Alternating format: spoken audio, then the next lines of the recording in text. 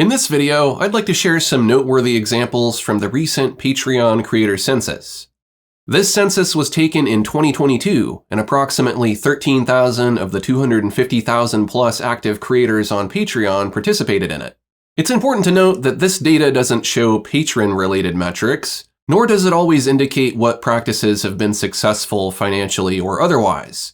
It's simply a snapshot of what some of the creators on Patreon are doing. If this census captures a fairly wide range of users, then the feedback collected could range from celebrities who earn ridiculous amounts of money to creators who make very little but are active on Patreon. The creative tenure section says that more than half of the respondents identified as closer to a seasoned professional, while the rest, 44%, said they were closer to just starting out. Next, we'll explore which formats creators are sharing the most. It's not surprising that video is the top format creators use to make content, because there has always been a strong connection between YouTube and Patreon.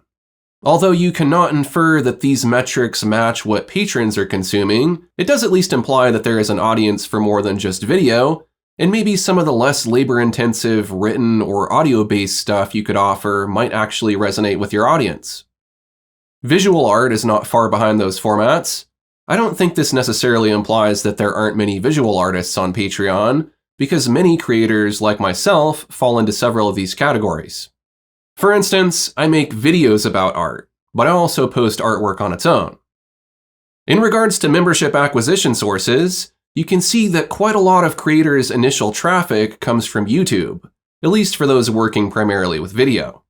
This probably coincides with video being the most popular format. Or in other words, if a substantial proportion of creators' traffic is coming from YouTube, then it's probably because they're creating mostly videos to promote their Patreon.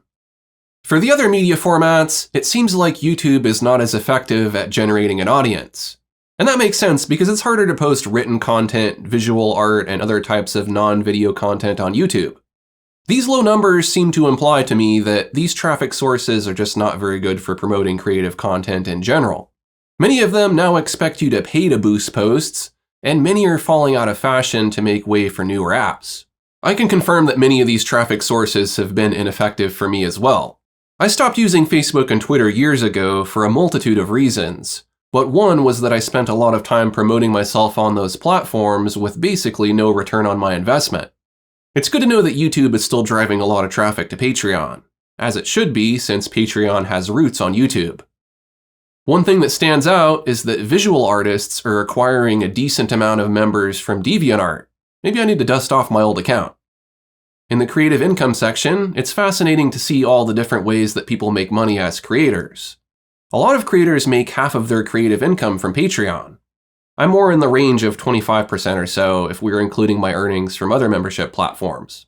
More than half of my income comes from course and product sales, but part of what gets people into my sales workflow is becoming a member to get a discount.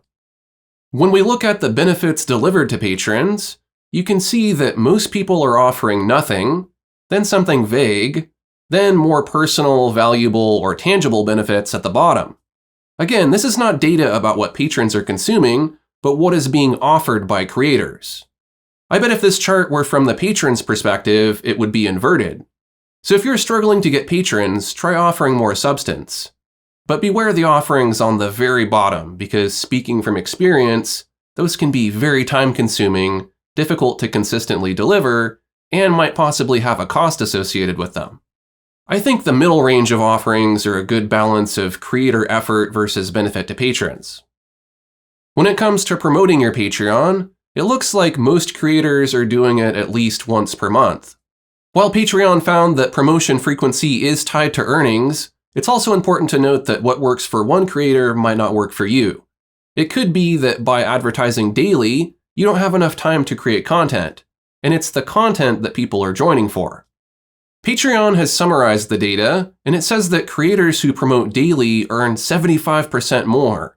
But also, there isn't adequate detail in these responses because technically, if you have a lot of passive banners and links, you're promoting daily. This says to me that passive advertising can be quite effective, but you should also actively promote weekly or at least monthly.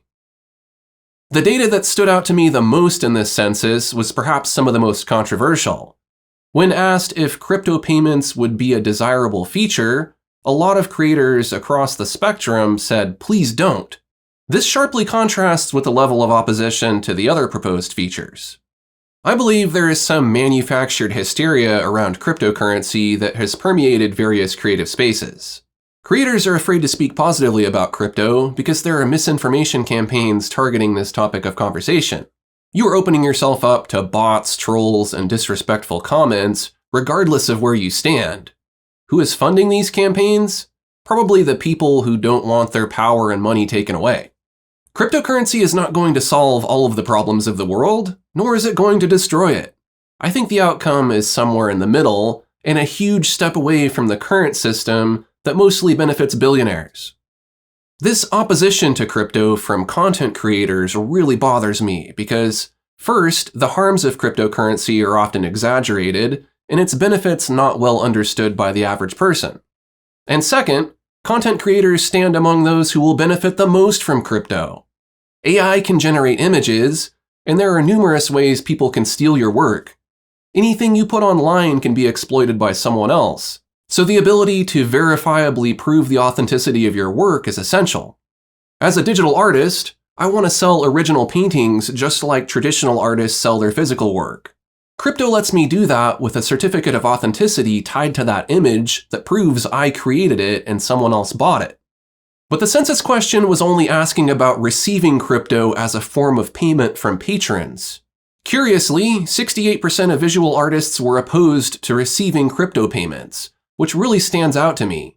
It's clear the misinformation campaign is particularly active in that space. This feels to me like a good idea being drowned out by a gut reaction that isn't really representative of the future of content creation. What's missing is a complementary poll that asks how familiar creators are with cryptocurrency and the ways they can benefit from it.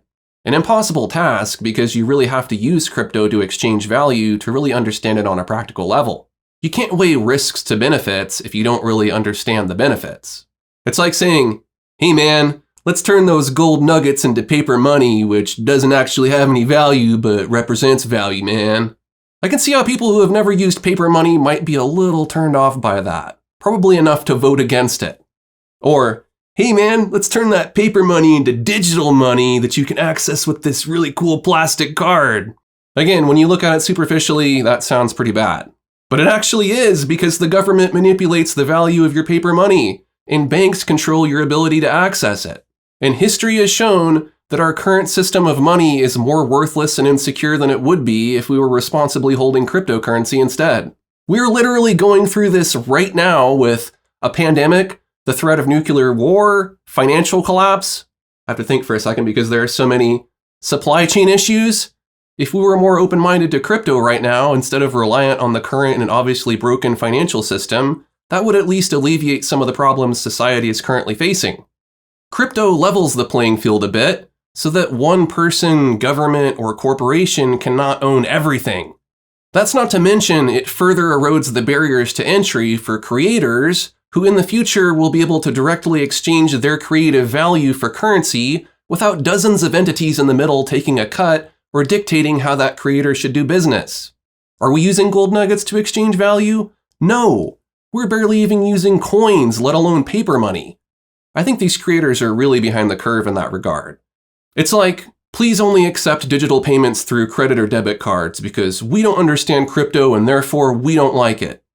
Worried about a patron paying you in crypto that is stolen? In my case, I've had a patron's payment reversed because they used a stolen credit card number. The same has happened when people buy my courses on Gumroad. So the argument that crypto is not secure does not hold up. If you're typing up an argument that crypto harms the environment, every keystroke you just made used electricity. If you write to me on paper, you just killed a tree. And as you're sighing at me right now, you just expelled carbon dioxide. There are pros and cons to everything you do here on Earth.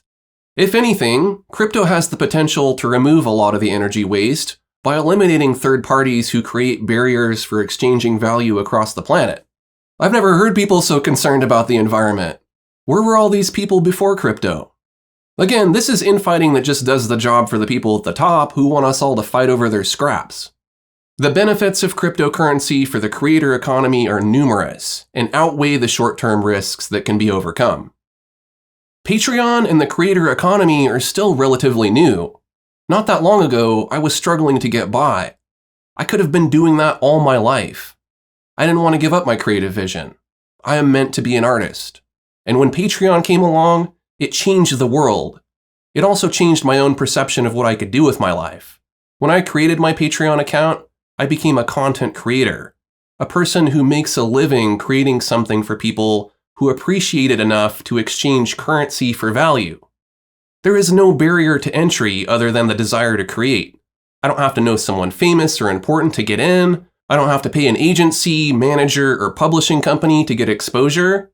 That's not all that different from what cryptocurrency is trying to do for us.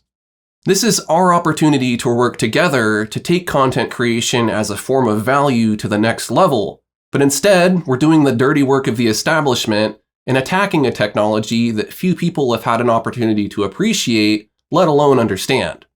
I can remember back in 2014, people saying Patreon was e-begging and that viewers would never pay for content that should be free. Oh, how the world has changed. My prediction is that sooner or later, like digital music, digital art, or other types of digital goods, it will be commonplace to exchange value in cryptocurrency, and it won't be so taboo to talk about. If you're a content creator, I would ignore the poll here and start learning all you can about crypto and how you can use it. Otherwise, you'll be playing catch up later. I think that's all I can say about the Patreon census results. I hope that gave you some insight into the data and some ideas for how to improve your creative business. For more content creator videos, subscribe to this channel and become a member if you like what I'm doing. Thanks for watching and stay creative.